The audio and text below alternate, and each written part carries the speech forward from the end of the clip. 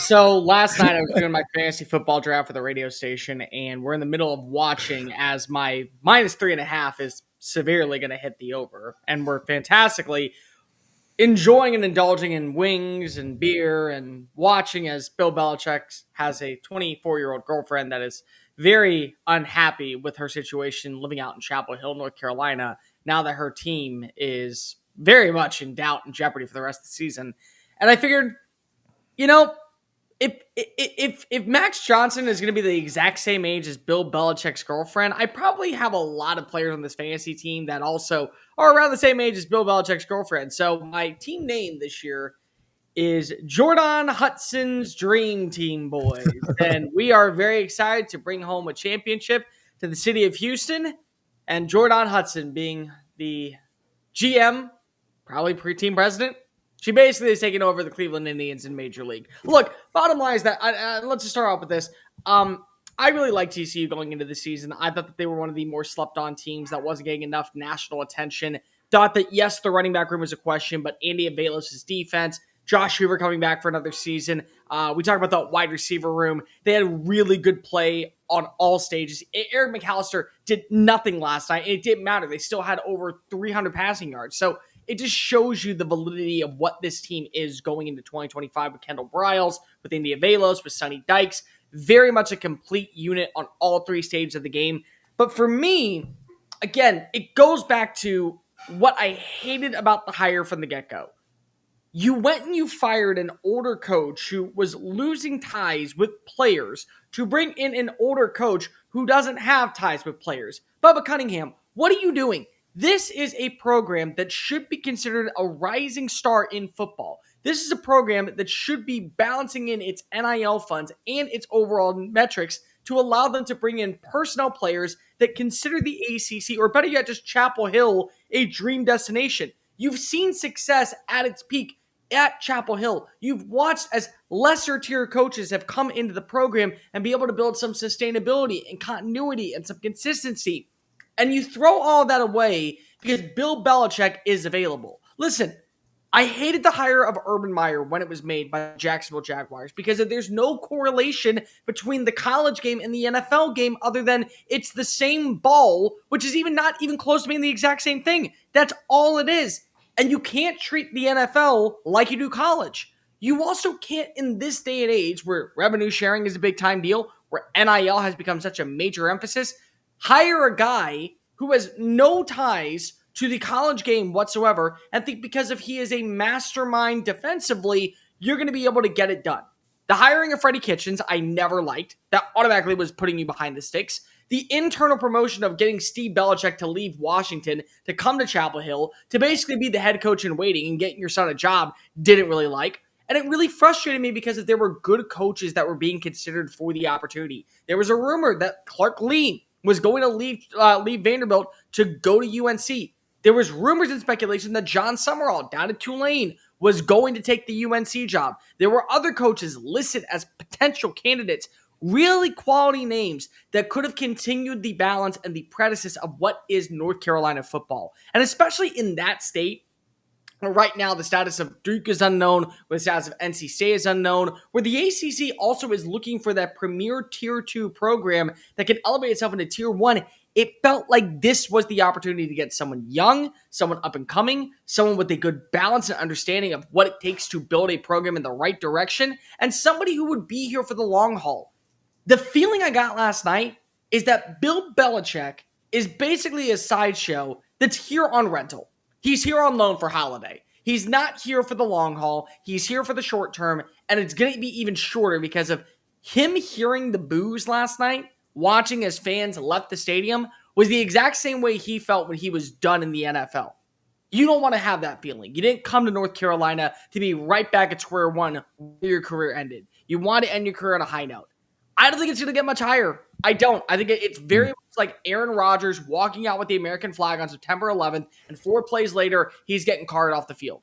It's that level of you had your moment in the sun, now it's time to actually put up or shut up, and you better shut up until you win some games convincingly. We'll get right back to chatting, but first, let's make some money. Grab your mobile phone, go get the Sleeper app. If you don't have that downloaded, use our code CFA. You get 100% deposit match up to $100. Look what they've got on here right now. Bryce Underwood, more or less passing touchdowns, 0.5. Give me the more on that. I know it's a tough Oklahoma defense. I understand that. I like the more there.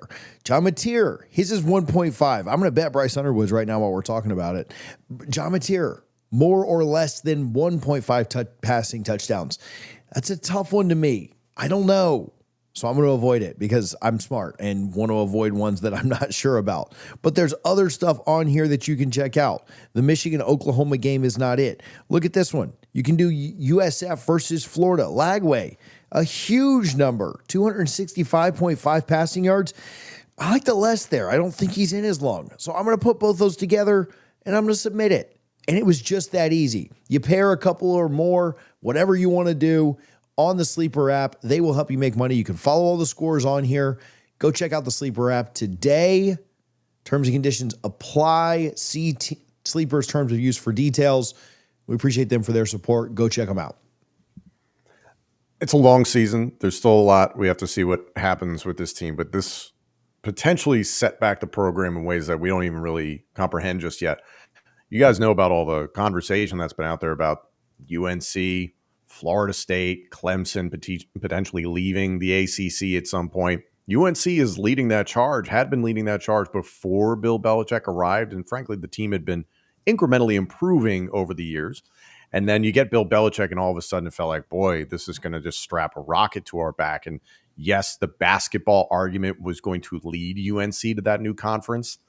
Now it's the only thing that really feels like it's going to take you somewhere other than the ACC. This is just a really bad look, I think, for broadcast media more than anything.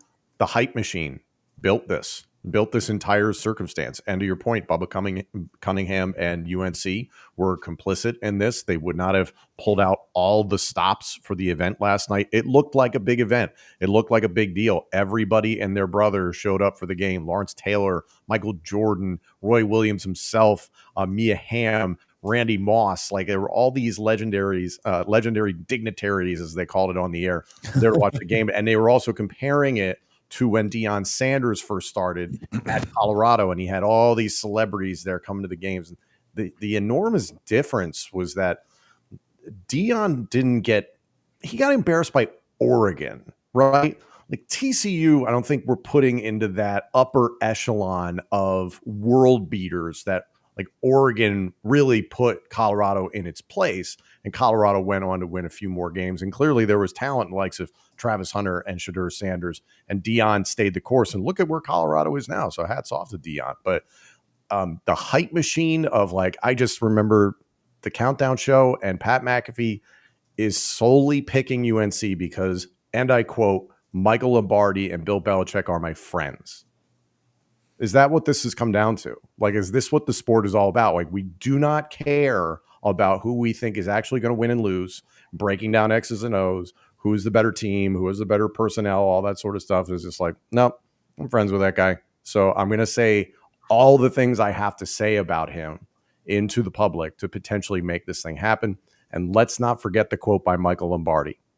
UNC football is the 33rd NFL team. You have got to be freaking kidding me.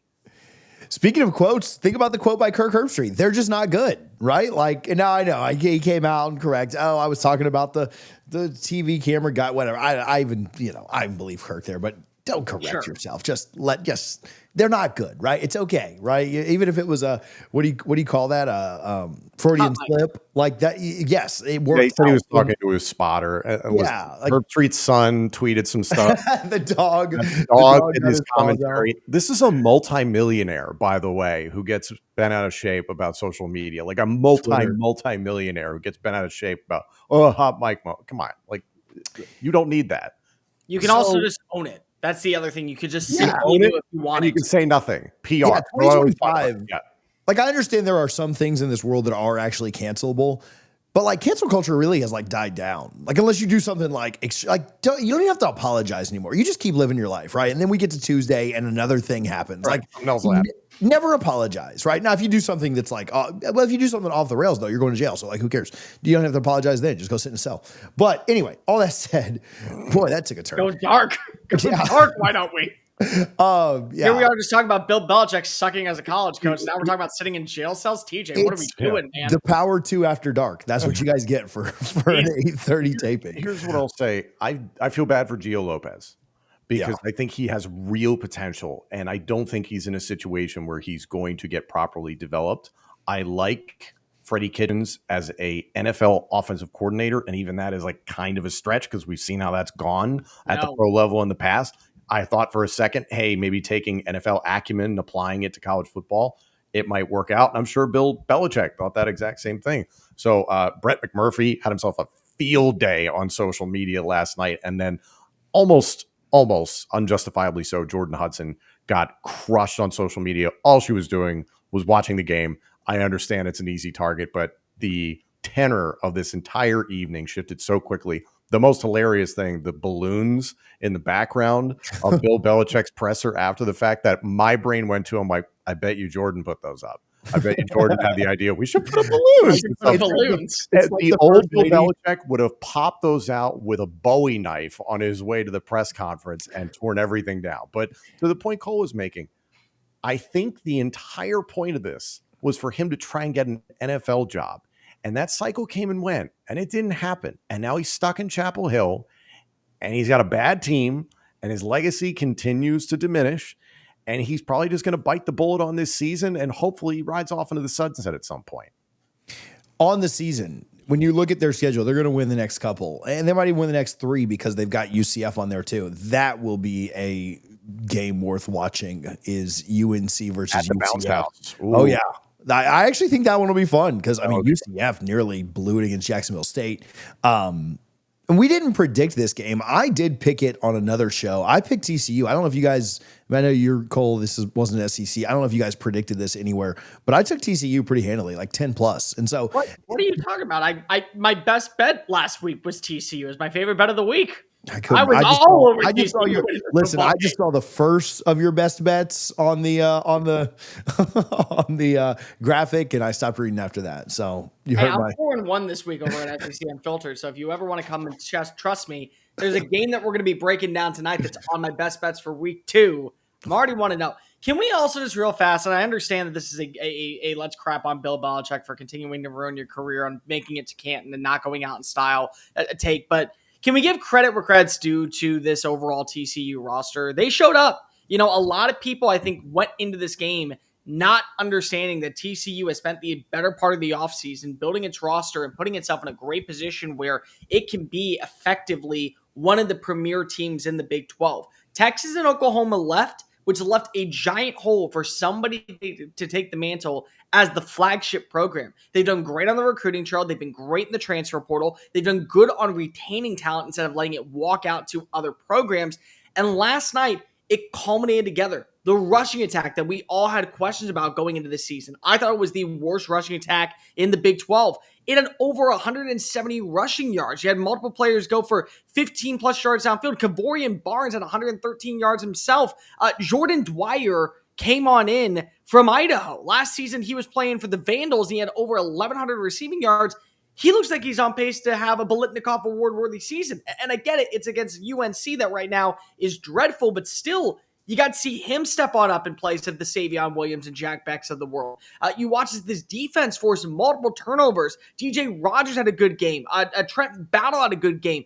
This is a really good TCU team that made it clear we're not going to fall into the trap of losing to another high-profile coach like we did in 2023.